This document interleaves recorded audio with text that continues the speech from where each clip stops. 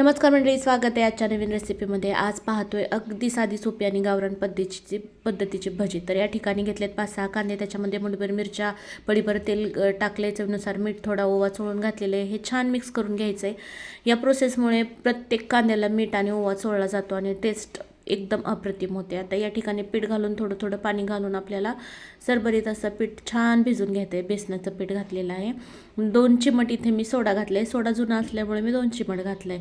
आता इथे छान फेटून घ्यायचं आहे। 10 मिनटं रेस्टला ठेवून घ्यायचे। तोपर्यंत तेल गरम करायला ठेवूया। आता आपलं 10 मिनटं झालेले आहेत, तेल देखील गरम झालेले आहे। छोटे छोटे भजे सोडून घ्यायचे आहेत। लो टू मिडियम गॅसवरती याला छान भाजून घ्यायचे आहेत।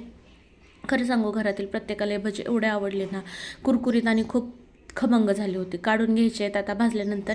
या प्रकारे आपण बाकीची देखील भजी बनवून घेणार आहे। आता ही तुम्ही चपाती बरोबर देखील खाऊ शकता, पण पावाबरोबर एक नंबर लागतात। आवडले असेल तर नक्की लाईक करा, शेअर करा, सबस्क्राईब करा।